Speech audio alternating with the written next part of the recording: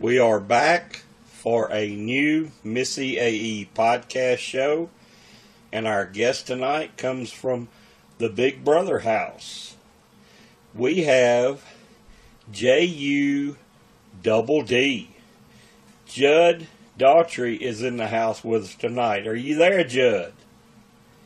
Yeah, what's up, y'all? It's Judd Daugherty, Party Daugherty, coming at you from Englewood, Tennessee. We just spent a few minutes off air talking about a lot of stuff, and all I can tell you, Big Brother fans, is you're going to love this tonight because Judd's ready to talk, and we're going to give him the airwaves to get it out there. So, what you been up to since you got out of the house, Judd? Well, I've actually been doing a lot of traveling and, a lot of charity work and stuff. I've done stuff for St. Jude, the Toys for Tots thing, New Hampshire, Cowboy Missyae Costa, they pull that together and stuff every year. And it's my first year attending, and, that was a really good turnout. St. Jude walk in Knoxville, also toured St. Jude in Memphis. Went to a poker tournament in Edmonton. I don't know, just been doing all kinds of crazy stuff. Went to Vancouver for New Year's Eve. And I'm trying to raise money for that right now. So. Yeah, one of the things you brought up is one of the questions that was submitted from one of the fans tonight. It's actually one of my moderators from Big Brother Whispers, Lisa, wants to know, how did you get involved with St. Jude? Because everyone loves St. Jude. I have a brother that's a volunteer there in Memphis, and everyone sees how you are so passionate about this with St. Jude. How did you get involved in that? Well, actually, my little cousin, he had cancer whenever he was like 4 or 5, I think. And, I went out there to Memphis and stuff with the rest of my family. And, he's like 16, 17 now. Like, he's cancer-free. He had it in his eye. And then I also had a friend in high school that had it our freshman year. And they went there. And, it's just so amazing. Like, you don't have to pay any money to be treated there. And, I don't know, just seeing how they do them, and they still do checkups after you're not a patient there anymore. That's actually who I went with, was my friend from high school. They're 26 years old now, and they went up there for a checkup. It's amazing how they do that. And then I did my tour, and they actually do the research there at the hospital. It's amazing. I didn't know that they did all that. I knew that they did research, but I didn't really realize the extent of it. So it was I don't know, it just blew my mind. There's so many people from so many different countries there, staff members, doctors, patients, it's international right there in Memphis. It's right. Amazing. Yeah, it is. My brother got involved with it about 6 years ago. As a volunteer, and what he does is he gives tours. When people come in, and I've gone, and it's real big with me too because of that, and it is just like you said, it's mind blowing what they accomplish at St. Jude.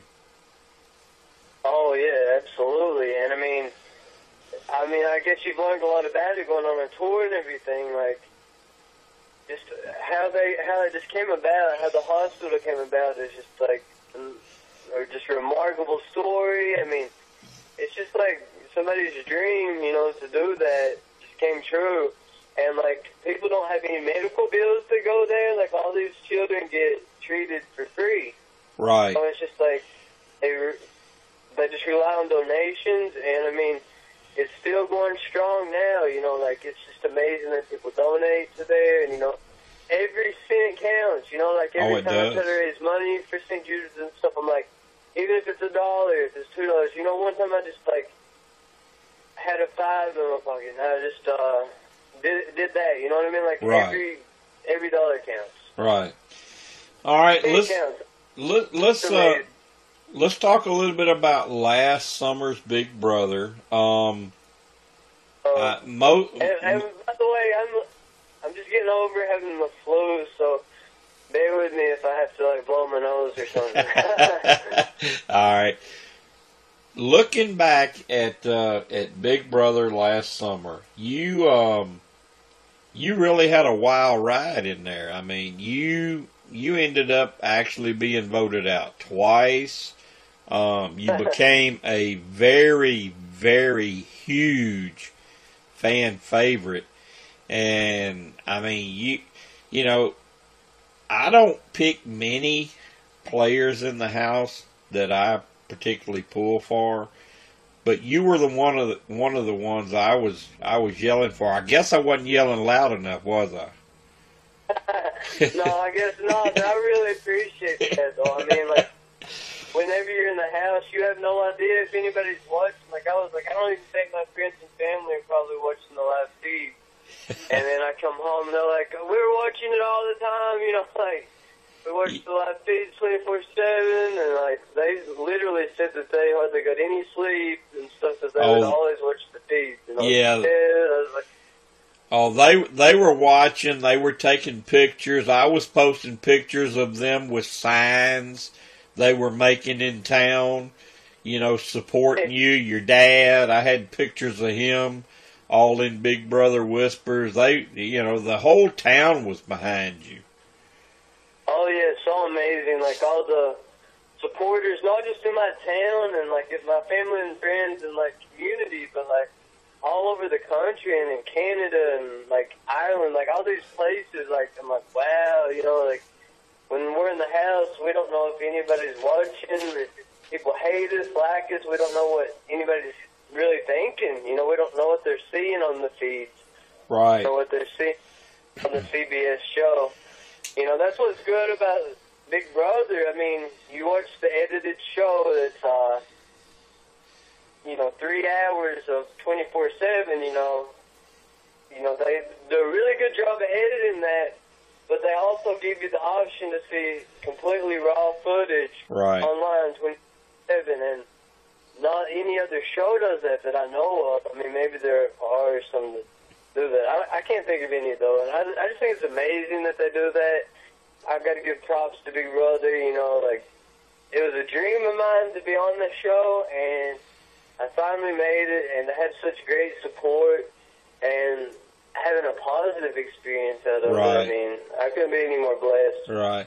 Well, how did you go about getting on? I know you're a reality TV fan. You like Big Brother. You like Survivor. You're just a fan of those shows. How did you end up getting on the show? Well, I actually started trying out for the real world when I was younger, because I wasn't old enough to try out for Survivor. I mean, not Survivor, I'm sorry. Big Brother or Survivor yet, because I thought it was 21, right? Like, Survivor's 21 too, I think. Yeah. And, like, I'll experience that. Big Brother's always been my dream since season 1, season 2. I think season 2 is when I actually wanted to be on the show.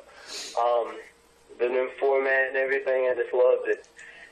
But, like, I started trying out for the real world and stuff, and, you know, I had a few close calls and stuff, and then once I finally was 21, you know, I started going to those open calls and, like, sending in tapes and stuff, and I was like, I have to be on Big Brother. You know, I've been trying so long to be on the real world, but Big Brother's really what I wanted to be on, you know, so I was like, this is perfect. Like, I've been waiting for this, and, like, you know, I tried out a few times, didn't make it, and then finally, you know, this year, I noticed that they weren't going to have any open calls in Nashville or Atlanta, and that's really the only places that's close enough for me to drive. Yeah. And so I was like, I'm just going to send in a tape, whatever. I'm going to send in a 2-minute tape, and I just sat down on my couch in my living room and put the camera up and just did a 2-minute tape, and then one thing led to another, and I got on the show, you know, in my finals, and then got that big key in the cooler, and it was just awesome from there. Right. So you hear that, fans. A lot of people tell you got to know somebody or this or that, and it doesn't do you any good to apply. You can still get on these shows just by applying and trying to get on the show. Absolutely, yeah. I mean, I've heard of so many different ways, that people have done their things, like casting calls, and, just some people have waited in line for hours. Some people were like the first in line. Some people just had like a really short tape that they didn't think they'd even get a call back. Like me, I was kind of scared. I was like, this 2-minute tape just don't seem long enough, And up it was, like it worked out. So they know what they're doing, Right. All right. Well, let's talk a little bit about the show. Let's visit one of the biggest things that people discussed all summer long about the show was the MVP twist. Now, I am one of those who didn't like it because I didn't think it was fair. I mean, I don't have anything against Alyssa, and I know she's a sweet person, but it just seemed like to me, with having Rachel and Brendan and their friends and their followers, it made it a whole lot easier for her to win that thing than it did for you guys that nobody knew who you were. So, yeah, exactly. So what did you guys think in the house? Yeah, I mean, there's so many different ways that you can look at it, okay? Like, at first, whenever I heard about that twist, I was, like, kind of cringing, like, that's a whole new, like, you could make it through nomination, but then still get put up on the blog, and which was a reality. It did. Even if we thought it was Alyssa, we were still kind of, like, worried. Right. And thing about it is, though, like, I'm not going to say Alyssa had an advantage, because you could also look at it as she had a target. Because, like, McCrae did use the veto and put her up as a replacement nominee. Right. Very first. So she could have been the first one walking out, even though... That's the other side of the argument. That's the other side of the coin. And that's what Alyssa, that's what her fans told people in all the chatter and all the chat rooms and the groups and Twitter.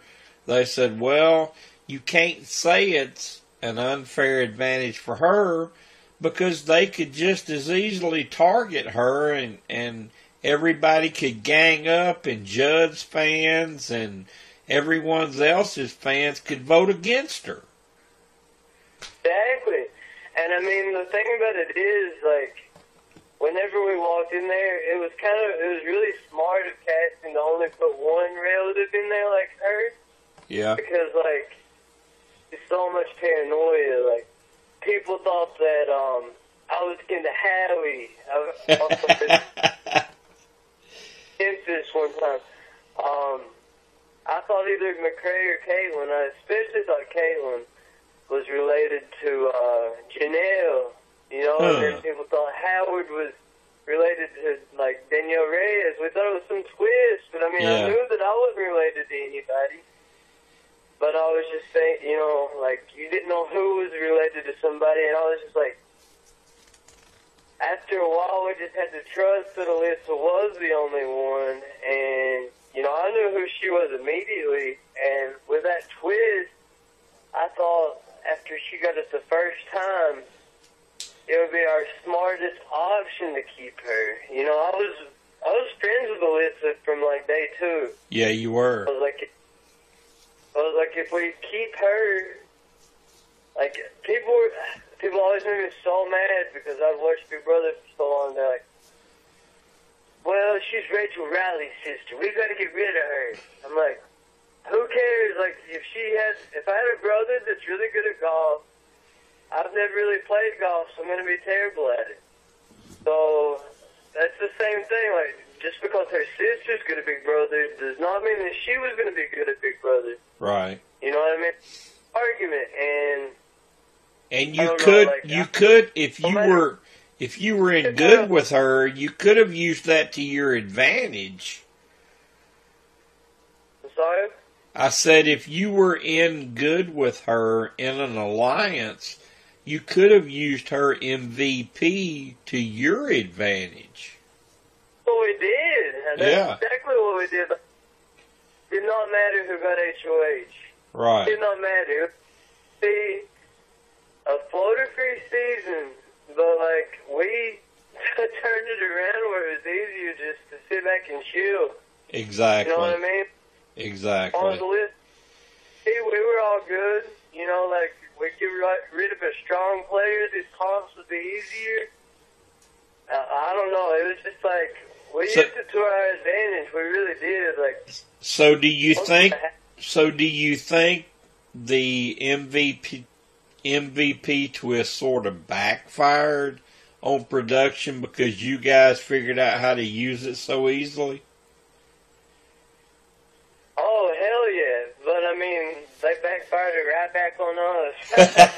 And then, unfortunately, I'm the one that kind of got the negativity from that backfire because everybody, I was MVP. Yeah. What about, there was a lot of talk about how you were playing Aaron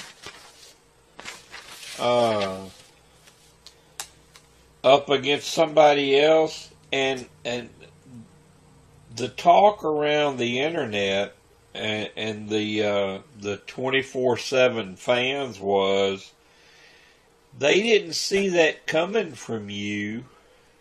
Yeah, I think it was Aaron and Jesse. They thought maybe when you went into a diary room that maybe somebody put a little bug in your ear to maybe try to play somebody against each other. Play who? I'm confused. Play who against who? I believe it was Aaron and Jesse. Didn't you try to play those two against each other? No, nobody liked Aaron at first. Besides the Bieber, Amanda called them the Bieber Fever people, but nobody liked her. But I don't know. I never knew that. The question came from Tina White, who is another moderator in Big Brother Whispers, and it was, did you or production think of the idea to play Aaron and Jesse, or did you want to do this on your own, or were you forced to do it? I don't even know what you're talking about playing them. Like, what instance? Can you give me an example? Now that was what her question was. I guess there was an instance where she felt like you were trying to play them against each other, and she didn't know if that came from you or maybe somebody put a little bug in your ear during a diary room and it happened that way. So I guess what you could do is, does that kind of stuff, do you kind of, when you go in the diary room, do you kind of hear and listen what they're saying? And never, no. They ask you questions in there, but it's just like normal. But they do not influence the game. I would not have stood for that. Like, I would have been like, this is my big brother, you know, like, because I would have been, if they did me that way, I would have been scared that they were doing other people the same way. Exactly. And I would have been up, and y'all seen on the feeds, I got pissed off a lot. Right. So, I mean, if influencing me, I would have been scared that they were influencing other people, and I would have been really upset. So, no, it's absolutely exactly what you see on the CBS show and the feeds. Okay, but they do have to ask. They do have to ask you. Talking about though, because I don't know anything about me getting Aaron, and because Jesse didn't like Caitlyn, she liked Aaron. I don't really know what they're talking about, to be honest with you. But no, but just to make it a little easier, I'll just skip whatever they're talking about, because I'm really. All right. Well, here's the thing. Here's the thing about the diary room, and I understand you can kind of relate it to. I know you're a Survivor fan. You can kind of relate it to Jeff Probst's questions that he gives players at Tribal Council. I mean, he's not exactly telling people what they should do, but by what he asks certain people, they're not stupid. They can kind of read between the lines and figure it out. Yeah, So, I understand what you're saying, but absolutely not. It is not like Survivor. Jeff Probst, he kind of plays the game himself. He's like a ghost here. yeah, he does. He's the extra player. Like, he might as well just crown the winner from week one. Like, I always know who Jeff wants to win whenever it's up to, like, final 7. And whoever Jeff wants to win will make the final 3. You got that right. He can't. He makes sure his player gets to the final 3. It's absolutely not like that. Okay. Like, that's one thing. I like Survivor so much better. I mean, God. That's why I don't like Survivor, and I like Big Brother so much better than Survivor. I mean, I love Survivor, but I don't know that I would actually want to play it, because I wouldn't want the host to have so much influence on the game. You know, like, Julie don't have no influence. Why does Jeff have so much influence? Yeah, it's a big difference between Jeff and Julie. Jeff's also the executive producer, so he got a lot to say so. I mean, clearly I'll probably never be on Survivor, but yeah, I was just like watching the show. Like, I was done with it from fans versus favorites. I'm like, I'm not going to watch Survivor anymore, because it's fans versus random people that have been on the show. Yeah. Like, she was the first voted down. Nobody, like, rooted for her. She has no fans. You know, maybe if she lasted a few weeks. I mean, it's like David. Like, that'd be like bringing David back for fans versus favorites to Big Brother. Like, what sense would that make? No. Exactly. So, like, I don't know. Like, I was almost done watching it, and then I watched Blood versus Water, and I was like, wow, this is the best season ever. And completely back into a Survivor fan, like 100%. I'm ready for the next season, you know. I'm like, but yeah, I've always been aggravated, and I hate to vent like that, because I'm sure Jeff's a really cool guy, and Survivor's a great show, but I hate how he puts his influence in. Yeah. It's like, oh, just shut up, Jeff. I was a fan of, like, the earlier Survivors. Like, my favorite season was Outback. And I just feel like back then he didn't have as much influence as he does now. Right. He did. Like, that's been, I was like 13, 12, whatever, whenever that show came on, so. Well, you're right in your assessment about it. I mean, all the Survivor fans know it. They see it. It's something that they've sort of had to come to just accept. You know, that's just part of it. I mean, that is my opinion. I hope Jeff's not, if he ever hears that I said that, he's not offended that I said that. I mean, I have a lot of respect for him. You know, he's a great host. Yeah, trust me, he'll hear it. If I'm putting it out, he's going to hear it. No offense towards him. You know, it's just a part of the game, but I hate that that's a part of the game, you know, as a fan, a long-time fan. But Big Brother's not like that at all. Production does not do that. Thank God. Big Brother's like the best game ever to play. Like, it's so stressful and hard, but it's a blast, you know? Back to some more of the, it was a wild summer, Judd, in that house. There were so many accusations flying around. Let's talk to a fellow Arkansan. You know, I'm from Arkansas. Spencer's from Arkansas. Let's talk about Spencer a little bit because I don't know if you guys knew what all was being said, you know, on the internet and you know about his job and this and that, about a comment he made while he was in the house. I'm sure you know about it now. So, what do you think about all of that controversy around Spencer? Well, I mean, I don't know if I was even in the house when it happened or if I was evicted because I don't remember that happening.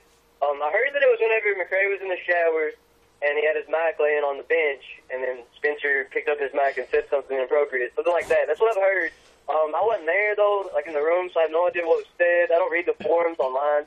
Like, I have no idea what people have been saying online about it. I've seen stuff on Twitter, but, I mean, it's still... Yeah, they got really, I mean, Big Brother fans are so passionate. I mean, the difference, you know, I'm more of a Survivor guy, and Survivor fans, they're more analytical. They think things through and they try to figure out what's going to happen. Big Brother fans, when something happens to their favorites, they want blood. I mean, there were people that wanted Spencer to lose his job. They wanted him arrested. They wanted people investigating his house, his computer. I mean, what do you think about all of that?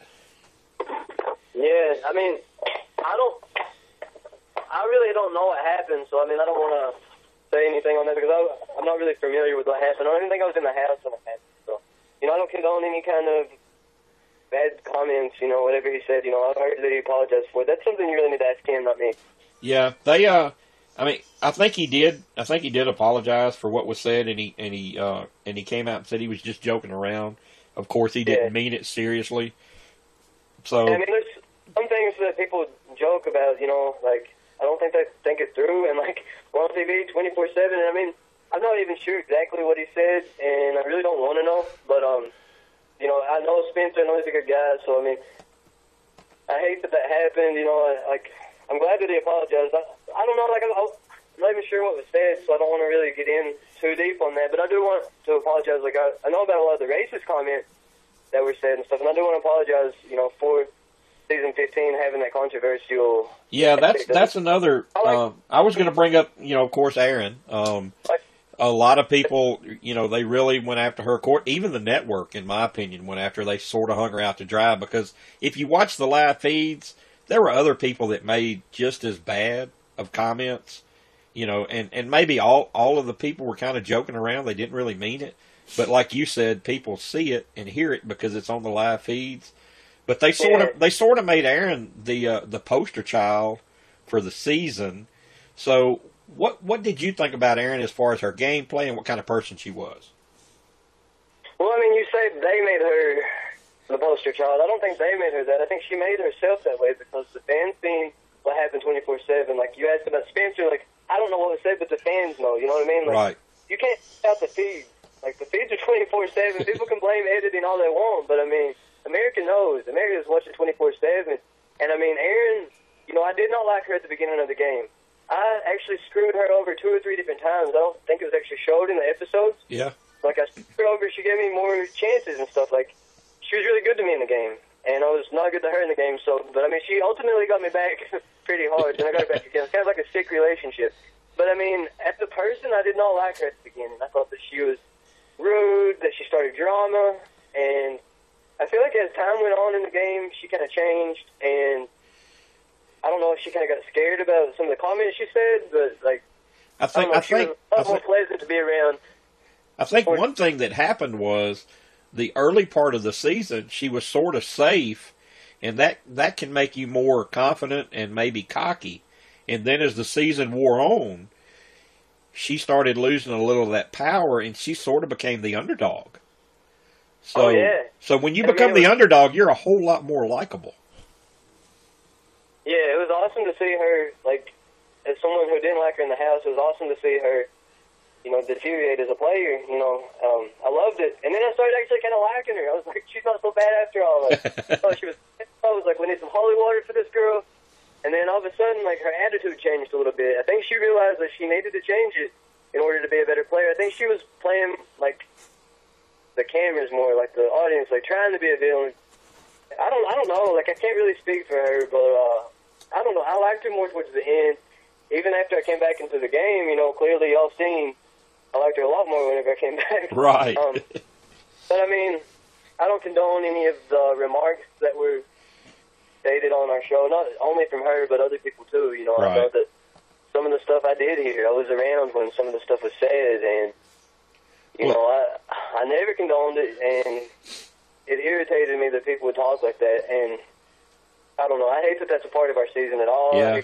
I wish it was just all strictly gameplay and, like, no personal or racial or, I don't know. I hate that that's a part of our season at all, you know, like all these controversies I hear about. It's like, oh, it's so disheartening. I just wanted to play Big Brother, and I thought everybody else did too, but I guess you sit around there 24/7 and it's your life, and, I mean, unfortunately, some people got hate in their heart, I guess. Yeah. But, I mean, I don't know. Like, I can't speak for them. You know, they've already been through it. It's been months. Like, they've all apologized from what I understand. Right. I mean, I get along with everybody from our show now. I mean, there's a couple of people I don't talk to, but I don't hate them or anything, you know, like, I don't know. What about, you know, keeping with the same theme, there was one situation, and you had to still be in the house because Howard was still in the house. There was a situation came up between Howard and Amanda, and a lot of people said that Amanda had suggested to other players that Howard had said something inappropriate to her. Do you remember that situation? Yeah, me and Andy were actually walking from the HOH room downstairs. I think we were going to the backyard or something. And we seen him whispering to her, and her eyes were just, like, kind of, like, in shock. Yeah. She didn't look like scared or anything. She just looked like she was in shock. Yeah. And so I don't know what was said. I couldn't hear anything. Like, she kept bringing us into it, and I was like, we couldn't hear anything. Like, we don't know what he said. And I just think it's a little fishy that McCray wasn't going ballistic. Yeah. I was thinking, okay, I would be popping off going ballistic, yelling at Howard, throwing things. You know, I'd be like, why'd you say that? He didn't even say one word to him. And I don't know. For some reason, at the time, I thought that Amanda was making it up to get a reaction and to finally get Howard gone because she'd wanted him gone for so long. That was sort of the general impression of the fans. They after they saw it and they thought about it, discussed it and everything, they sort of thought it was just Amanda trying to use gameplay on him. Yeah, I mean, and it's a disgusting gameplay, but it's exactly gameplay.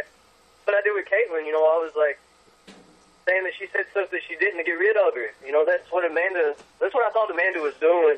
I never called her out on it because I didn't want to put a target on my back. But right. See Howard saying something like that, especially with Candace still in the house, I think he would have known that it would have been a bad idea, you know. Right. I think he's smarter than that and he's a better guy than that. Yeah, but I don't want to... He seems like a, you know, according to his background and everything, he seems like a really nice guy. So it was sort of unbelievable to the fans. Yeah. And to me as well, you know, but I thought Howard was shady. I wanted him gone too, so I didn't care, but I was thinking in the back of my head, you know, I was just like, I don't know, that's why I never made such a big deal about it. I was like, why is McCray not going crazy, first of all, because if I had a girlfriend in the house, I would be going nuts over something like that. And then second of all, you know, why was she not freaking out and yelling at him while he said it? Like, exactly. So she was for people before she even brought it up. Yeah, I don't know, like, it's been, like, resolved. I was like, I've never heard anything, but, like, on the forums that they talked about it at all. Like, I've never heard anything. Yeah, well, see, that was the other thing about it. Amanda was not one of those players that wasn't vocal. She was very, very vocal. Really? So why wouldn't she have really just went all 100% in on that very openly instead of just kind of laying back and trying to do it underhanded? Exactly. I mean, she confronted everyone else about, you know, much smaller things. So something that big, like, if it were true, I would have imagined that she would have confronted him, you know, in front of everybody. And right. Did and walked off crying and went in their little nest that they had, you know. Yeah. But then So, I mean, I don't know. I kind of like to look around on the forums and see whatever happened about that, because I've never really heard anything about it since it happened. So that's kind of interesting. But no, me and Andy did not hear anything. Like, I know Andy didn't either because we talked about it. Like, we seen how weird it looked, but we didn't know what was being said. So I have no idea on that one. That's a good one. All right, let's get to some questions from some of your fans that were submitted the last couple of days. You got one from Team Judd on Twitter at Judd Army. First of all, they said to make sure I told you they said hello. So they said hi. And then they want to know, what was the most shocking thing you learned but wouldn't have expected before you went in the house? The most shocking thing I learned that I never would have expected? Yeah. Well, first off, shout out to Judd Army, Team Judd. She's a really good supporter of mine. Been there since I got out of the house. I really appreciate everything. And I guess like something that happened that I never would have expected would be that America was MVP, first of all. You know, that was a big thing. We had a lot of things that I didn't expect. I mean, that's part of the game, expect unexpected. And, you know, whenever they say that, they're not screwing around with you. They're really being straight shooters on that kind of stuff, you know. So also, like, my first eviction, Amanda went in the POB, like, whenever it was such an endurance, and I never thought that she still had a shape, smoked cigarettes, and then she went to the Zingbot POB. I was just like, what? This couldn't, you know, I was so mad. And like, so many things. Something happened every day in that house. Like, whenever you watch the show, it looks just like a fun game, you know, like, oh, I'd like to live in that house. And no, like, you were playing the game 24/7. It's like a job. Like, you just pick your hours. It's a job that you pick. Like, you know, I can work from morning, or I can stay up all night, work all night, sleep a couple hours. Like, you know, it's just like, it's a job. So, I mean, something happened every single day. Like, there's hundreds of things. Like, there's not one thing that's even remotely bigger than anything else besides my first eviction. I never expected that. Like, I think that was a shock. That was a shock. And everyone could see it, too. I mean, your face could not hide how shocked you were. I was so pissed. I was trying not to look pissed. And then you only had like 60 seconds to get your crap and get out of there. Yeah, and I'm not even I'm like seriously such a sore loser. Like, that's one of my worst traits about myself that I need to change. I'm a terrible sore loser, and I was just trying to like not look like such a jerk whenever I got evicted, and like go out there and talk to Julie. But inside, I was like, I hate all of them. I think you're a lot like I am. You're really nice and want to get along with everybody, but then when they turn on you, to heck with them. Oh know? Yeah. I'm the nicest guy you'll ever meet, but if you screw with me, my friends, or my family, I'll turn into a pit bull. Better watch out. Right. All right, we got another question here, and this one's from Twitter. It's from Gabriella, and her handle is GBattle18. And I guess she thinks you're a wrestling fan or something. She wants to know who your favorite wrestler is, and if you were a wrestler, what would your name be? Ooh, that's a good question. Well, shout out to Gabriella. You know, I used to be a wrestling fan when I was a kid, and then I stopped for a long time, and then I randomly started watching again for a little while. And I don't really watch much now, but it used to be Randy Orton whenever I started watching again. Randy Orton. He's the champ right now. Huh? He's the champ right now. Oh, is it? Yeah. Fan, huh? I've not seen it for a long time. A great pick on my end. And my name would be, let's see, Judd, a.k.a. the Rattlesnake. There you go. Judd. I think they could market that. Judd, the Rattlesnake. Don't bet on me. All right, we got a question here from Hisaro Hermes from Survivor Whispers. Do you feel it was a compliment that you were voted out twice? A compliment? Yeah, I mean, absolutely. I mean, even getting a chance to play the game again, like, I cannot complain about that. Like, there's so many people that wish they had that opportunity that never got it. I want myself back in the game, you know, so words can't explain how stoked I was about that. That was more exciting than making the show to begin with. You know what I mean? Like, it was just such an exciting day, and especially when Alyssa won HOH. But, I mean, Yeah, it's a compliment. I mean, there's very few people that have been evicted twice in one season, you know. And they had to get they had to get you twice. Like I stayed a few weeks and then like got rid of a few people in between coming back. So I mean that's pretty good. You know, I got to give myself props on that. I usually don't give myself props, but I mean to stick around, not to even go on the block. I went up as a replacement nominee both times. I was never put up as an initial nominee ever. So I mean, yeah, it's a huge compliment. I think it is too. I mean, just looking at it, when they got to go and try to get you out 2 times, they definitely thought you were a huge threat to win it all. Oh, absolutely. And I mean, that's what Helen said whenever I came into jury the second time. She was like, "We would have voted for you to win no matter who you were against." Right. I was like, "Don't tell me that again." That hurts, don't it? They don't want to hear that. They think they're being nice to you, but that hurts. Oh yeah. Everybody told me that except Amanda, which McCray was still in the game. You know what I mean? So right. She wouldn't have voted for me over McCray, but yeah, I mean, for those girls to tell me that, I was like, but I know the finale was right around the corner, so I was just like, I don't know. I was like, I had a second chance. I did the best I could do. You know, I mean, you always play the what if game. Like, I'm like, what if I would have used the veto on Alyssa? Right. So, and told McCray about the exterminators and promised, I had Alyssa promise me that she would keep GM and that we could have got rid of Spencer or Andy at the time. Right. Could have been a better game. Or maybe even get rid of GM at the time. Like, who knows? That might have been a better. Well, play the what if. Drive yourself insane, but I still play it every day. the majority of the fans that were watching, the one thought that they kept talking about was, these people better get Andy out of that house or he's going to win. Yeah. There's so many twists and turns. Like, it's so easy to say what we should do whenever you're sitting at home watching, but whenever you're actually living in the house, like, I know I was thinking, like, I was working with Alyssa. She was my number one ally coming back into the game. And then we were trying to make an alliance, and that's whenever me, Spencer, and Andy were kind of working together. And Alyssa didn't seem interested in working with us. Like, she would have been in Gina Marie's spot had she agreed. Right. But, like, she didn't want to. So we pulled in Gina Marie, and Alyssa was the last person I wanted out of, you know, her, McCray, Amanda, and Aaron. She was the last one I wanted out, 100%.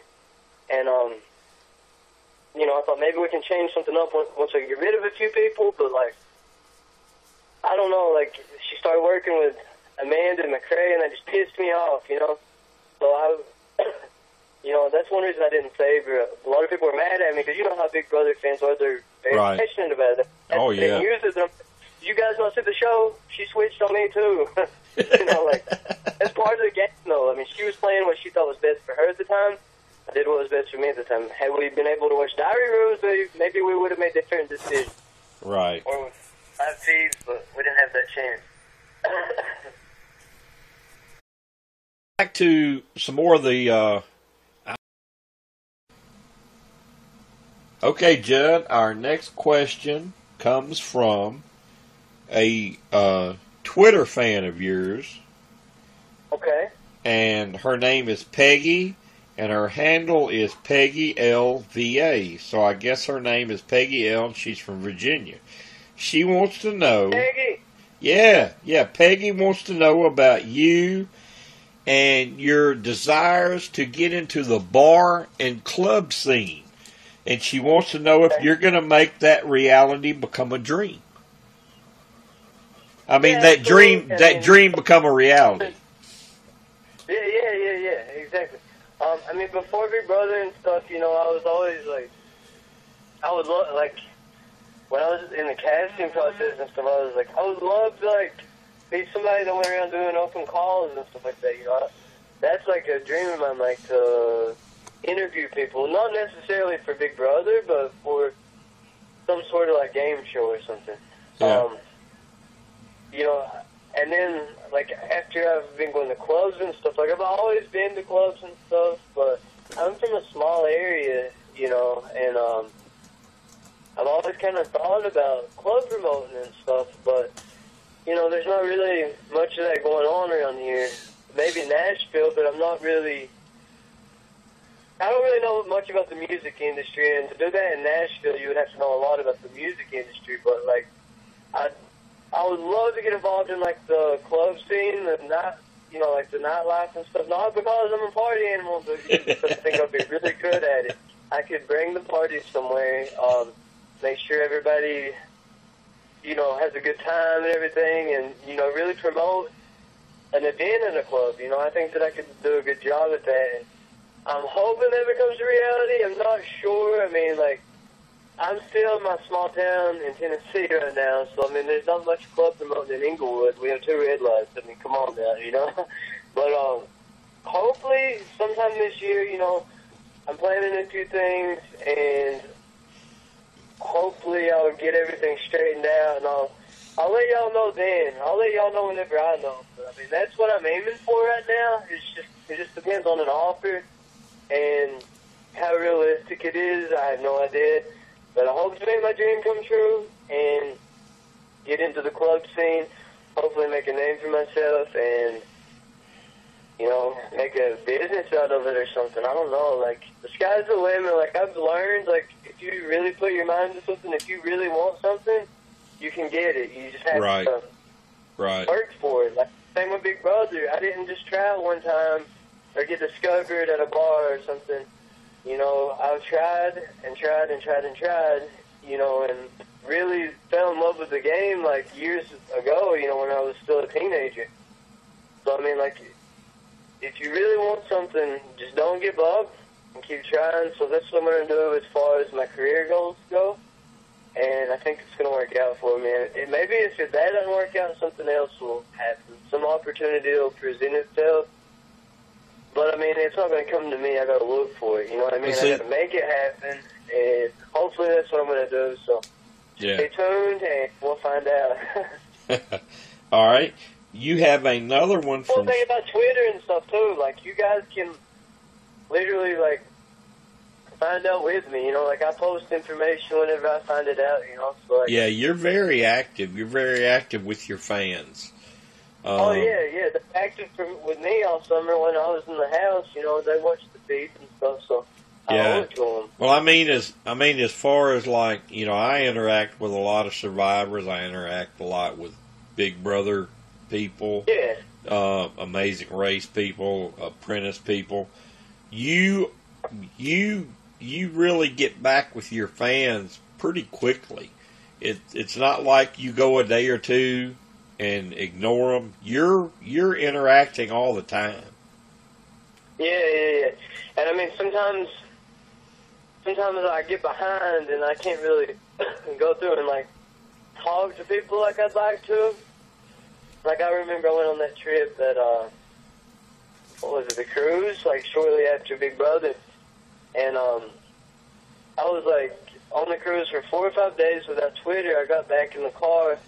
We drove, like, 8 hours to get home from Tampa. And so I was just, like, trying to catch up on Twitter as much as I could. I was like, this is impossible. I'll never get caught up. But I did. Like, I literally went through 4 or 5 days worth of tweets, looked through all of them. Sometimes, though, I think it didn't give me the option to look at all of them. It only went back so far on my phone. But, you know, I went back as far as it would let me go on my phone. And, you know, I tried, and it was almost impossible, but, I mean... That's the type of people that end up on TV shows, and they end up winning fan favorite even if they don't win the show, because they try to stay in touch, they try to respond. It may be a day if they're out of town, but like what you just described, I've gone through that. If I've been out for a day or two, it takes a while to catch up, but you do it. You know, you still go through it, and you answer and you reply, and fans appreciate that. Oh yeah, but I mean, I appreciate them as much as they appreciate me doing that. You know, because, like, if it was, I mean, they watch the feeds and stuff, and, like, I really appreciate, like, I don't think people know how much we appreciate people watching the feeds. You know what I mean? Like, the feeds and the After Darks and stuff, like, not, I mean, and the show itself on CBS, we appreciate all of that, and, like, people have so much dedication into watching us, like, I'd be ashamed of myself if I couldn't get on Twitter and at least look through all my tweets, you know, and, like, see what people have said, and, you know, at least look at them. And, you know, I try to favorite everything, just let people know that I did see it. You know, I can't everything. Sometimes people say some pretty sideways stuff. Even if I want to favorite it, I can't sometimes. Especially if it includes, like, another house guest or something. But, you know, we've had enough drama. We don't need any more, you know, within the BB15 house guest anyway. Right. If I don't favorite it, I want to, more than likely. All right, we got another question, and this one comes from Twitter. This is from Shauna, and her handle is C4Aiden, Ayden. She wants to know what was one of your most fun times in the house. What was my most fun time in the house? Yeah. My most fun time in the house,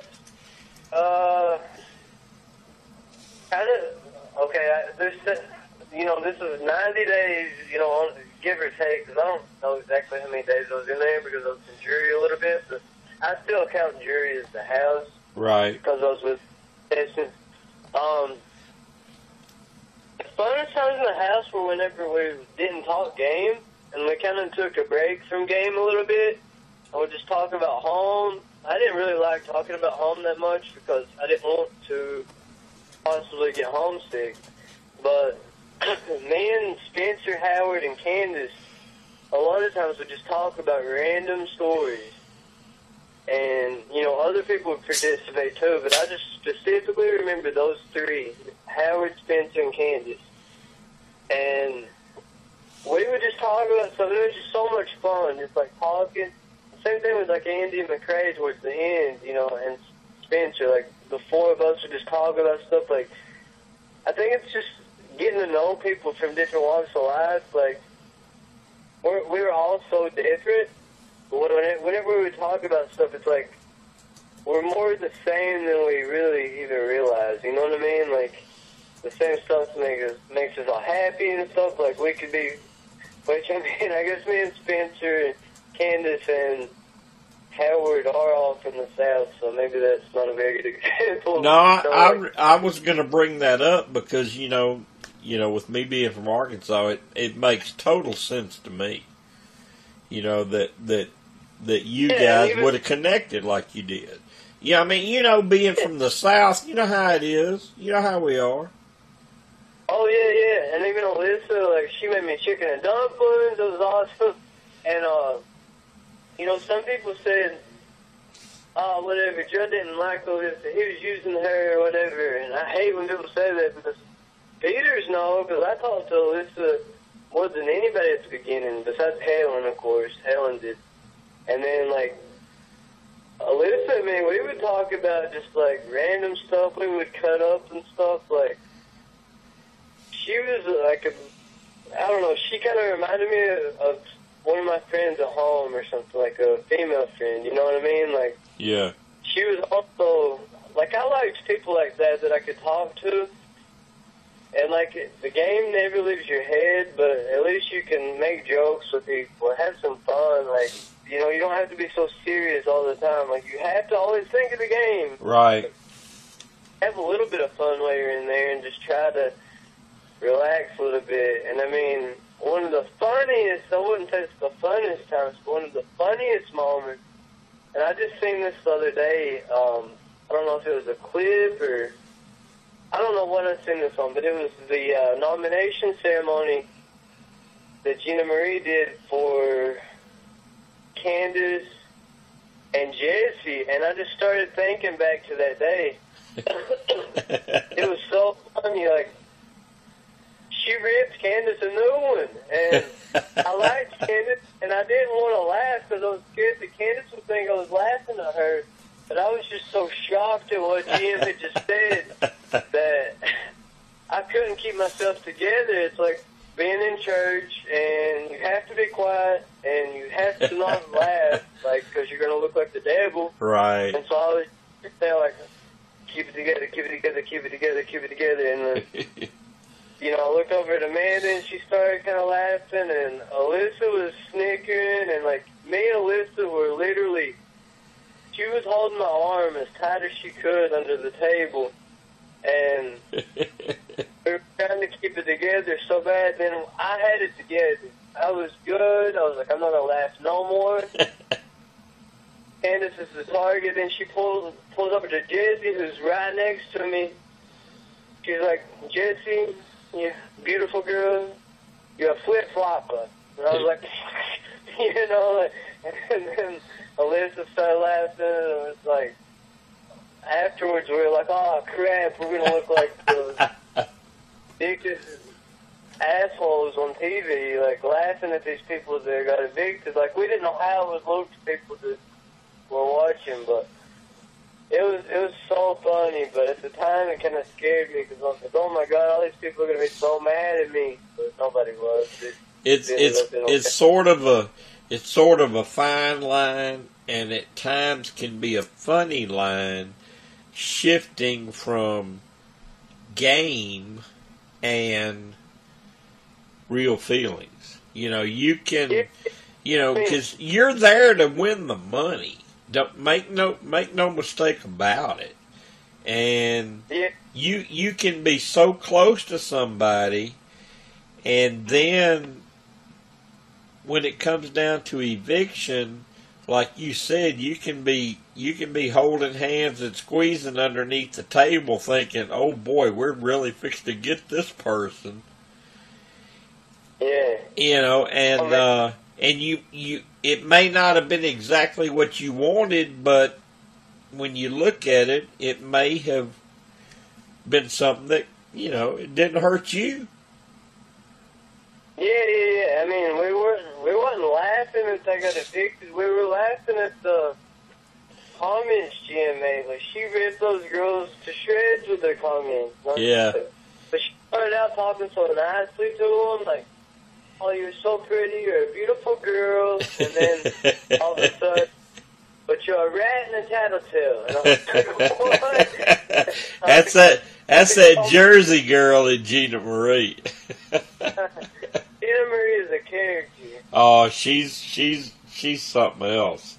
And I think, you know, as the season went on, fans really started to pull for her, because at first they saw her as the sort of the token blonde hottie, you know, that they always cast. But then as the season went on, they saw her as more of a down and dirty, I'm gonna do what it takes. Yeah, she put her whole heart into everything, and her whole body. Like, there was one time, I don't know if y'all seen it on the feeds, but she was in my alliance and everything, and she wanted to push me in the pool. I was like, whatever, I'm getting in the hot tub. I got in the hot tub, and I was chilling, I was already wet. But she got in her mind that she wanted to push me in the pool even though I was already wet. It didn't make any sense, but to her, it was a mission. And I resisted just to be fun, you know, and have a little fun with Jim and, like, play around. Then she ended up hurting her back, but by God, she got me in that damn pool. So I was like, oh man, I wish I would have just jumped in the pool, because now she hurt her back, you know. But I mean, if she wants something bad enough, she'll fight for it, you know? She seems like that type. Yeah, she does. Yeah. All right, we got another question. This one is from Big Brother Whispers, another one of my moderators, and this is going to be a tough question, and I guess with who it's coming from, you shouldn't expect anything different because this one's coming from my lady. JJ wants to know, did production interfere on any challenges, especially ones that you were in that we saw? So, did you feel like there was anything that happened during any challenges that was questionable? No, never. Absolutely never. I can see why somebody would think that because, like, Amanda won that veto whenever absolutely needed. Well, there was one when everyone was standing up on a little, a little platform, a little piece of wood. They were throwing water at you. They were throwing everything they could at you. And all of a sudden you saw a hand come out from underneath, and it looked like they pushed a player off of their platform. No, I heard about that. That's 100% not. It supposedly happened to Helen. Yeah, there was carpet, I think, on that competition, or something that was underneath our feet. Yeah. Had to be adjusted down then, I think, but they did not. No, Helen's a lobbyist. If she even caught wind of that, like, you would hear it from her. You know what I mean? Like, yeah. She would went along with that. There's no way. Like, there's that, like the thing that happened with Amanda winning. I was like, oh, you could write this shit, you know? Like, 2-1 square. Like, I could not breathe. I lost my breath. Me and Aaron both had that oxygen after that. Like, Amanda won that fair and square. Like, there's no, like, I could see why people would think that because, like, Amanda, won whenever she absolutely had to. And that makes great TV. Well, it's just a good coincidence. It really is because, we knew that she was the one person that could not win that veto, was Amanda. Right. The one person she won it. But, I mean, you can't, she was running back and forth. Like, production can't make her run or stop running. Like, they can't make me run slower. Like, anybody that wants to blame production is just a sore sportsman. It's just terrible sportsmanship. And, I mean... So after you have been inside the... I told you I'm a sore loser, and I would never blame production. Like, it's just ridiculous. It's okay. So far from how I read you, you're a pretty straight shooting guy, and you would tell me, if you thought something was wrong or this or that, and you are stating that as far as the game goes in the summer, it's up to the players. Yeah, 100%. Like, you don't see nobody. You're in there playing the game. Like, whenever you go to the diary room, it's just a camera in front of you. There ain't nobody behind that camera. Like, it is exactly what you think. It's just so much harder. It's so much harder. It would be easier if people did get involved. I mean, at the time, I wish people did because it's so damn hard. But, no, they don't. Like, I'm glad that they don't, though. I mean, like, because if they did, I would be like, it's like being a kid finding out Santa Claus is real, But it's not like that at all. Like, Big Brother is exactly what I thought it would be. Just a lot harder. A lot harder. All right, we got another question here from Jeannie. She's a moderator in Big Brother Whispers, and she also does a blog about Big Brother. Very, very knowledgeable about the show. She wants to know, what was the biggest thing you took away from your experience in the house?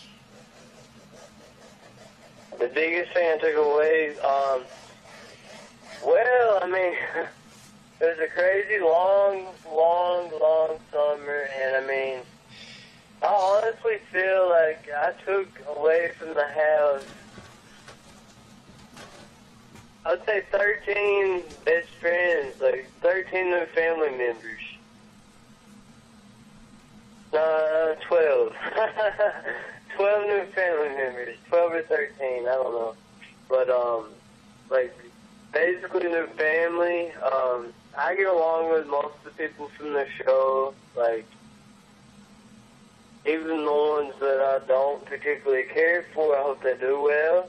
You know, like, I want everybody to be successful, do really well in their everyday life, and be happy. Also, you know, I took away a bucket list dream of mine. You know what I mean? Like, I've been wanting to be on there since I was 13. Top of my bucket list. I don't know if how many people could say that they've achieved the #1 thing on their bucket list. You know what I mean? Like, right. That's pretty cool, but then you're like, I need something else for my bucket list now. So, I mean, that just being cast on the show and sticking around for a little bit, like, I mean, I couldn't, like, thank CBS and any more than I don't know, I just feel so fortunate, you know, like, making, like, new family members. Also from previous seasons, you know, like, a lot of people have been so, like, super nice, even Big Brother Canada. Like, I don't know, I'm just feel really fortunate. So, like, I left with tons of new family members and, you know, a bucket list dream come true. So, couldn't ask for anything more than that. Right. Well, you really winning the damn money and bragging about to winning Big Brother 15. Damn you, Andy! Okay, we have a question from Tamara Collins Miller. She's a moderator in Big Brother Whispers, and she wants to know, what was your favorite challenge you participated in, and what was your least favorite challenge? Okay, this is an easy one for me. All right. Everybody probably thinks that the frog one was my favorite, which that one was fun, but the funnest to actually compete in was the vote for veto, like the one that we had to crawl in the mud and get the ballots and bring back. That was so much fun. It was, I think it only lasted like 8 minutes or something. Like, just jumping in that mud and, like, digging around for those cards, and, like, that was a blast. I just had so much fun doing that. I wish I didn't have anything on the line. I wish I could have been a McRae or a Halen in that situation, you know. But now, see, that one seemed like one that we were watching that we probably thought took a lot longer. But you're saying it really didn't take that long. No, I'm guessing probably nowhere longer than 8 to 15 minutes. I would think. Like, wow. It didn't take that long. I don't think it did. Maybe I'm wrong, but because when you're back there, you know, you don't have clocks and stuff. Like, it usually seems longer, but that one didn't seem long at all. Like, usually it feels like you might be out there an hour, but it feels like 5 hours because it's so damn hot out there. You know what I mean? It feels so long, and but that one, it just felt like it just flew by. Maybe because I had fun. You know, that time flies when you're having fun or whatever right. you're saying is.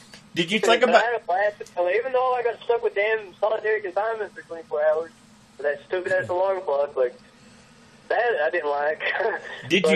Did you think about that a lot in the house? A lot of people that watch the show, you know, they talk about, well, they better watch that person because they're good at challenges.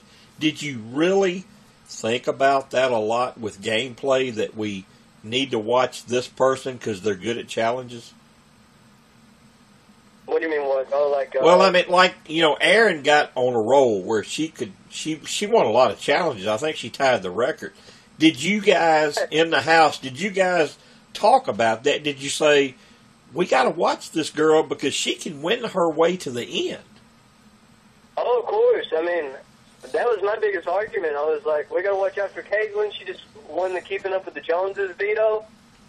She's a really good competitor. Everyone likes her. Like, she can work with anybody. She had actually come up to me and said, you know, Alyssa came up to me and said, would you not rather compete against all girls? And whenever Caitlin told me that, I thought, oh, shit, they got an all-girls line. I got to get a girl this week. And so my whole pitch was, we got to get rid of Caitlin. She's going to win every competition. And then I made up a lie. I said that whenever I was in solitary confinement that I heard Caitlin saying that she was getting held out because I could hear people in the bathroom talking. Right. I never heard say that. I made that up. I needed her out because I was like, she's going to work with them girls. And I was like, everybody hates Erin anyway. She'll be gone in a week or two. And then, lo and behold, Erin wins every damn HOH. And it was nothing. Nobody remembers me saying that, but I mean, it's just like everything I didn't want to happen happened. I got every damn punishment known to man in that house. But I mean, you gotta laugh at it. It's Big Brother. I mean, you sign up for it, you know, like, you know, crazy shit's gonna happen to you when you sign up for Big Brother. Right. And then you asked me what my least favorite competition was. My least favorite, people would probably think, was the popsicle. I fell off so fast. I was absolutely throwing that one. But I thought that was going to be like a 10-minute competition, too. And so I fell off, and then I was like, oh, my God, like, nobody else is falling. What the hell? And I was like, it's got to be like 30 minutes, and, like, there's still, like, 10, 11 people up there, you know, like, 2 hours go by, and I'm just like, oh, my God, I just put a huge, like, easy, like, but, like, just so easy to put up. Here's the first one to fall off, like, I was thinking they would be thinking like that. Like, luckily, McRae won. If Nick had won, I have no idea what he would have done. Wow. McRae won. Like, I don't think he's going to put me up, you know, because we had kind of... So you think there are a lot of players that go into challenges with the strategy of, there's no way I'm going to win this. I'm tanking this. I don't want to win this. Yeah. Oh, yeah. I always wondered who else was going competitions and stuff. Right. I was really surprised that first night. I felt like I was the only one that threw it. And I was kind of surprised at that. It kind of made me a little skeptical. I was like, oh, my God, maybe I'm not throwing this right. You know, and then I started, like, I was like, maybe I shouldn't throw competitions. Maybe, like you know, I really tried for the mud one, or I wouldn't have took the alarm clock, you know what I mean? So it's like you kind of just got to see what position you're at the time. I think some people said that they threw stuff that they actually didn't, you know, like... Right, that's ego, you know. But you don't know what position people feel like they're in, because you might... Like, I might think that McRae is 100% safe, but he might have a whole other outlook. He might think exactly. that people are after him that I don't think are after him, you know, like, you don't know how other people feel, and they don't know how you feel, so... Like, I don't know. It's just like, it's such a hard question because Big Brother's such a hard game. Like, you don't really know, like, who's don't.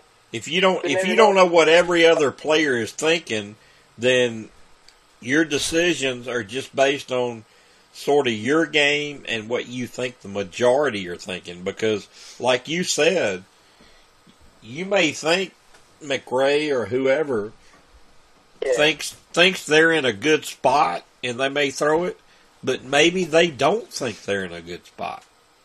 Yeah, they might think their life's on the line. You don't know what they're thinking, or right. Somebody might look at them wrong earlier that day, and it might freak them out. You know, somebody might be daydreaming, but they look at you and they're daydreaming, and you think, "Oh, what the hell are they looking at me like that for?" You exactly, know, and the whole other thing is they can outwardly and openly tell you something to make you think, well, they think they're safe, but deep down inside in their heart, they don't think they're safe. So they may try to win when you don't think they're going to try to win. Oh, absolutely. I think that happened a lot. And I do got to say, that the popsicle, like, that was so early, like, I didn't care. Like, I didn't feel like my life was on the line, so I wouldn't say that was my least favorite competition because I didn't really participate in it.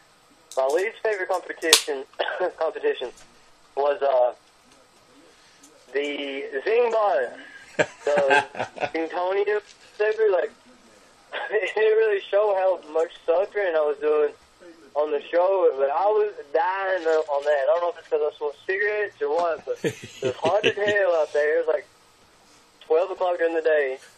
I was running back and forth, doing pretty decent in the competition, you know, like, I think I was second to Amanda whenever I dropped the ball, but I was up to like 190, I think, and then I dropped the ball, because I started, like, throwing off, like, dry heaving, and, like, I don't know, I got so sick, I was dehydrated, and, like, I don't know, I never really drank much before the competitions, which is really stupid, like, season 16, people, you better drink your Gatorade or your water before you go out there, because you need it.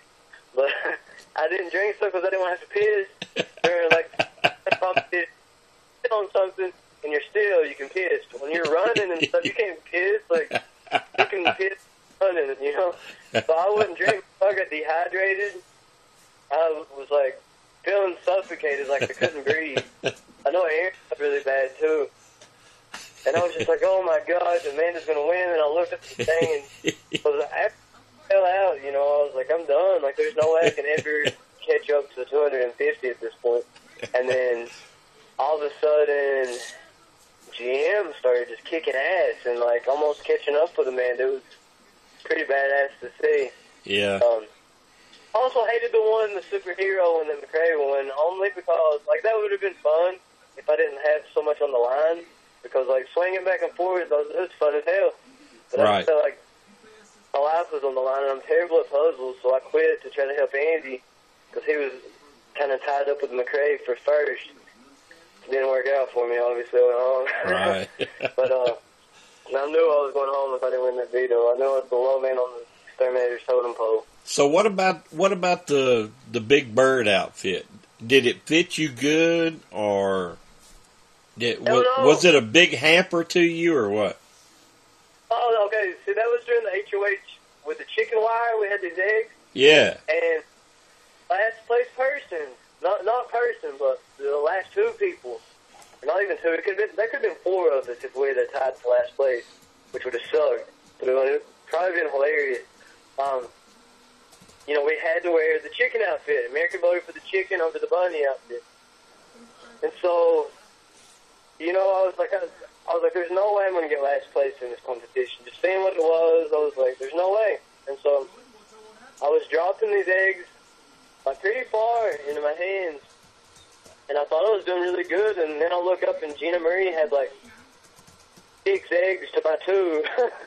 Like, maybe I'm not very good at this, but I had one egg like right at the end. It was almost through, and then that little son of a bitch fell. Fuck. I was so mad. I was like, but I didn't know. I still thought that I was a couple ahead of Spencer.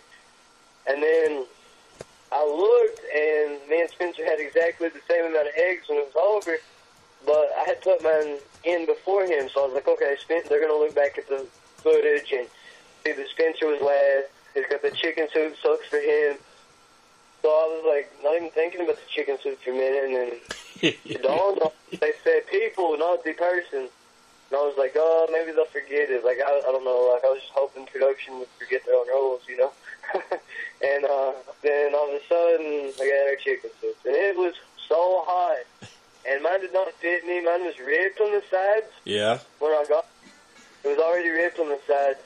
And, like, wearing it around and stuff, going in and out, like, you could not go outside or there's no variable in that thing. That thing, I need to wear that to, like, Antarctica, because it was the warmest, hottest thing I'd ever wore in my life. So it's pretty uncomfortable. Yeah, it was, like, falling off the side of my shoulder, and that was so uncomfortable, like, trying to lift it back on my shoulder. So finally I just started wearing my arm out of it. That's where the whole slutty chicken phrase came up. Because I was like, I would cook the sluttiest chicken on earth. It was more of a toga than a chicken soup. There was a hot-ass toga, that's for sure. And it's actually on eBay right now. The eBay name is Judd Nation. All right. So, how many days did you have to wear that thing? Huh? How many days did you have to wear that thing? Oh, it wasn't long. It was like 48 hours, but it was like a long, hot 48 hours. But I mean, it was kind of funny that me and Spencer did it together. You know, like, because we had, you know, we knew what each other was going through and stuff. And right, right. Only time we could take it off is if we were in the shower. So I took a lot of showers that week. That was smart. Yeah, or if we laid in bed. But if somebody came up to talk to us while we were in bed, we had to put it on. So like, I'm going to lay down, don't nobody talk to me. You know what I mean? Like, and that's why, like, I was in bed so much with it on because that's the only time I could take it off. I was so hot in there. And, I don't know, it was just crazy to have to wear that thing. Like, I hated it at the time, but it was really funny, you know, looking back and stuff. Like, and I don't know, it was funny, but I mean, at the time I was like, I need this damn thing off. It was like $10.5. You probably lost a few pounds. I did. I lost a belt size on there, that's for sure. How did that work out? You know, after you went into the house and you got home. I know with Survivor, you know, like I told you, Survivor fans, they're very analytical. They look at the players' pictures and stuff they post, and they figure out, oh my God, they lost 20, 25 pounds. They must have done really good. Yeah. How did it go with you as far as going into the house and leaving the house and the different diets you had to adapt to? Did you come out about the same, or did you lose some weight, or what? I think I lost a little bit of weight, especially at the beginning, because, like, America didn't vote. Like, I was one of the first to have not, and America didn't vote for us to have an extra food item. You know, they didn't give America the option that first week, so it was only slop. But we could have garnishes, like, you know, like olives and things like that, like those kind of garnishes. Yeah. Which I hated the slop. I absolutely hated it. Like, everybody's different, I guess, about slop, but, like, it hurt my stomach. Like, it's loaded with vitamins. It's very good for you. It's everything that your body needs. I wish I liked it, you know what I mean? Right. I was like, I don't care how bad it is, I'm going to eat it, and I'm going to like it. And if I don't like it, I'm going to make myself like it. No, hell no. I hated it. I couldn't eat it because it hurt my stomach. Because I was like, I had so much fiber in it and stuff. Like, it always made me have to go to the bathroom. I hated it, so I just didn't eat it. Like, I would eat it once in a blue moon when somebody made, like, slop balls. But, you know, I probably lost a lot of weight that first week. People were telling me that I did anyways. I can't really tell myself if I lose weight, but then, you know, I have not 3 times.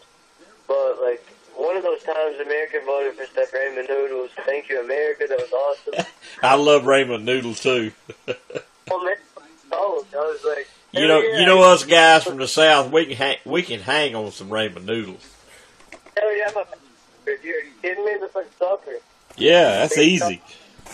There's a luxury item. Like, we ran out of it. Like, they took it away after we wouldn't have nuts anymore. And I was like, yeah, where's the ramen noodles that I was hoping that still had? But there was. That was one of them still. I loved them.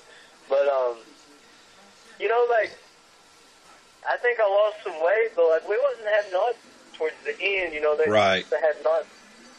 So, like, our eating habits were kind of bad because we ate a lot more out of boredom, I think. Because plus you had the jury house. You know, you could fatten back up a little bit there. No, I mean, even in the Big Brother house, we're eating a ton and not really working out that much, you know, like, because we were just so bored. We'd be sitting in the kitchen and, you know, this is kind of where everybody would hang out, like, you know, finding out what to do. And, like, I would just, like, eat, like, cookies or, I don't know, I ate terribly in the Big Brother house towards the end. But, you know, it's different for everybody, though. I mean, like, Nick ate very healthy.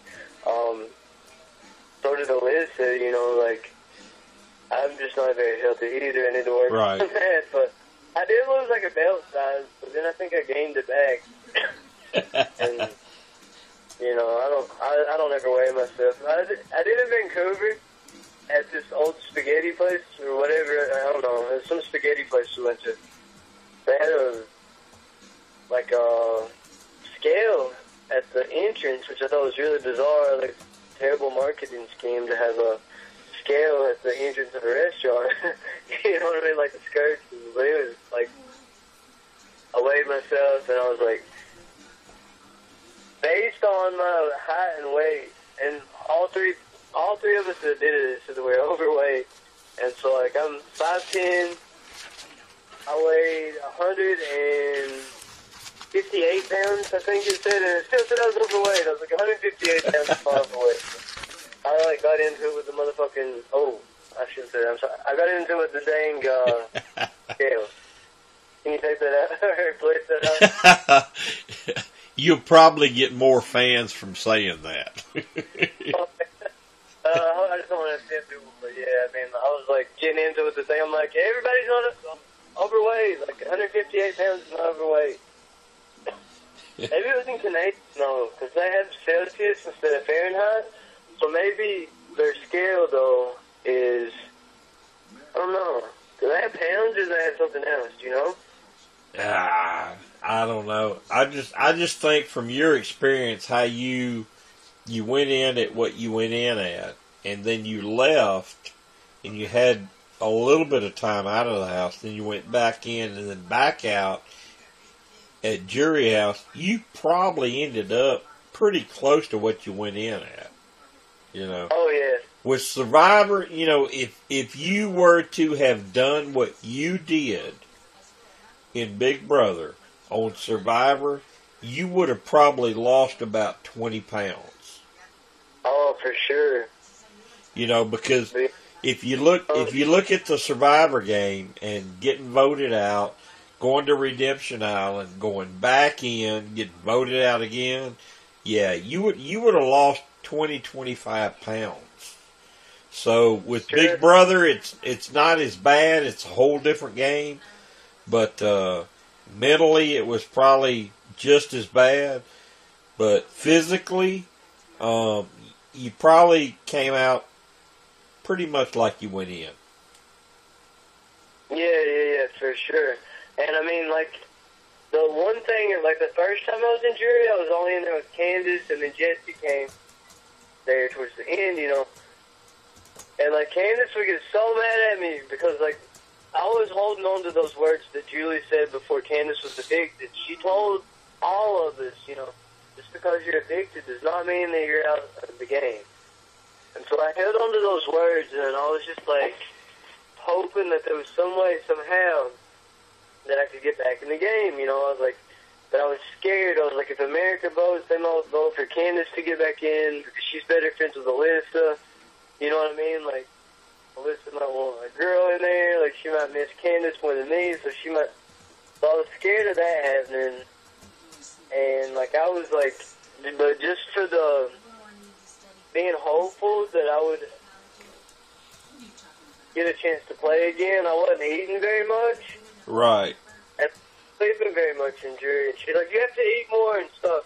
And, like, she would get on to me. You can ask her about it. She would get on to me. She's like, legit got mad because I wouldn't eat, but like a little bit, like a very small portion for like a day. Like I would eat maybe a handful of like Sun Chips, and that would be my meal for the day. And it's like, I think it was a mixture of being so bummed out from being blindsided how I was, and I felt like my game was over. And then it was also a mixture of being like, what if I get to come back in the game and I'm immediately a have-not or something, you know? Because I thought Julie wouldn't just randomly say that unless there's going to be some sort of twist or something. Right. You know, I didn't know if it was going to be we competed, America voted, House guests voted, you know. I also thought, you know, that it could have been something where my biggest fear was that we would have had a vote or something, you know what I mean? Like, as the jury, like, because we had theory going one time that America was not the MVP, but that the evicted house guests that were not in the jury, and that maybe they were, like, putting Amanda up. You know what I mean? Like, right. I didn't think that Amanda was by any means America's sweetheart or anything, but, we just thought of scenarios, and, we thought, maybe Nick, Jeremy, David, and Caitlin, and Howard, they're, like, doing this. So I'm thinking, I hope it's not to me and Jesse and Candace and whoever else comes to jury. I hope it's not us, like, just having a vote for, like, I knew MVP was done whenever I left, so I was like, I hope, like, we don't pick, like, the have-not food. I thought it was going to be something lame like that. And I was really hoping and crossing my fingers, because I know that as a fan, if Julie drops a bomb like that, it's going to mean something. Like, right. That's the only reason we ever even considered thinking it was America. Whenever I got HOH and Julie said something was going to happen or something, we were, like, freaked out. And nothing ever happened, so we were like, what the hell is she talking about? But something did happen. The MVP twist had changed. Yeah. And I don't know. I'm somebody that listens to every little word. Yeah. But in that kind of, like, in my everyday life, I don't. But in the game, you do, People can tell me something, be like, don't tell anybody. I'm like, shit, I ain't going to tell nobody. I'm not going to remember in 10 minutes because I don't care. Right. Like in Big Brother, it's the complete opposite. Somebody tells you something, you hang on to every word, yep. every bit of language, every piece of communication. Oh yeah, absolutely. Like my mind was like always on. Like even when I went to sleep, I would dream about Big Brother. I didn't even think about back home. Never. Like I never thought about my family and friends. I thought about them when I was awake, but like none of my dreams were about them. It was always about Big Brother, the other contestants, like random contestants, but like you have dreams and like people you don't really know and stuff. Like you don't even remember what they look like when you wake up. It was like that, but we're still playing Big Brother, no matter how I looked at it. It sounds crazy unless you're actually in there, but if you actually played the game, you'll know what I'm talking about. Right. All right. Excuse me. Let's get another question here.